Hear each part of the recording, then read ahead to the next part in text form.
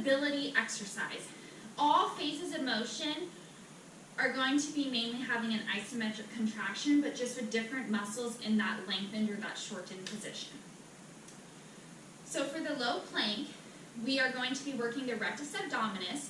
The rectus abdominis primarily does trunk flexion, but in this extended state, it is firing eccentrically. The obliques primarily work for rotation, and in the plank, we don't want the hips to rotate, so those are firing as well.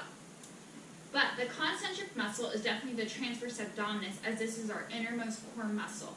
By pulling that belly button in towards the spine and expanding the rib cage and having a pushing sensation in your lower pelvis, the transverse abdominis is activated. Additionally, some secondary muscles are going to be all of the posterior chain. Your rhomboids are firing to stabilize your scapula, your glutes are firing to help keep your hips in alignment, as well as your hamstrings and your gastrocs are firing to help keep the lower leg segments in alignment. Alrighty, so for the preparation phase of this activity, I instruct the client to begin with their elbows directly underneath their elbows and their forearms in a position of the number 11. We are going to slide our hips down onto the ground, flex our toes, and drive them into the ground. The heels should be acting like they want to push a wall away. Preparation phase. Then we come into our elevator hips, and this is our central phase. In this position, the transverse abdominis is working concentrically. The rectus abdominis and the obliques are working isometrically as well. For the terminal phase, we are going to simply lower the hips and relax.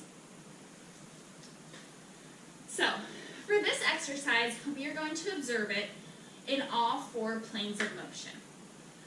Anteriorly, we are going to make sure that the client's body is in a flat, consistent plane of motion. So from the head to the toes, everything is in alignment.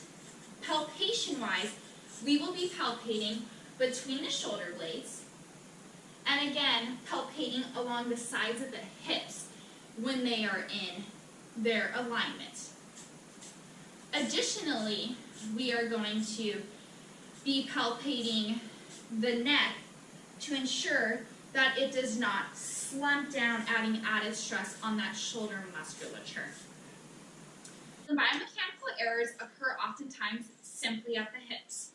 So when we are in this form, and this can be seen when fatigue sets in, the hips like to slump down or they like to pipe up.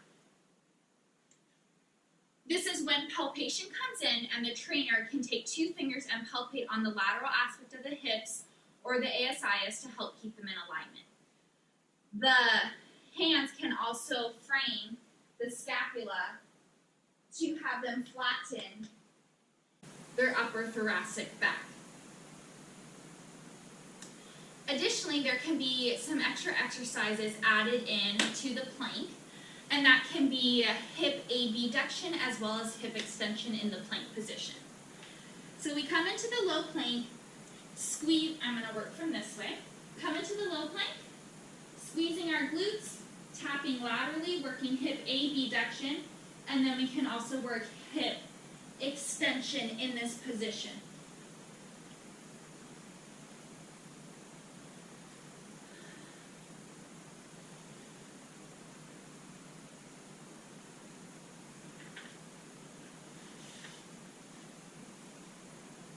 The main key in doing the plank is making sure it's controlled. Oftentimes, clients can try to already increase their time or the duration of the hold, and then they're not in good static control. If they are shaking, if that hip is dropping, if they have too much kyphosis in the thoracic spine, it's a sign to decrease the time and use shorter time increments to help build up that strength.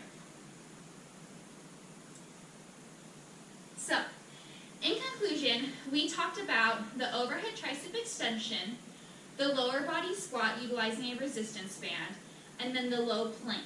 These are all great and effective exercises for any client to implement, especially when we are limited to at-home workouts. Thank you for your time.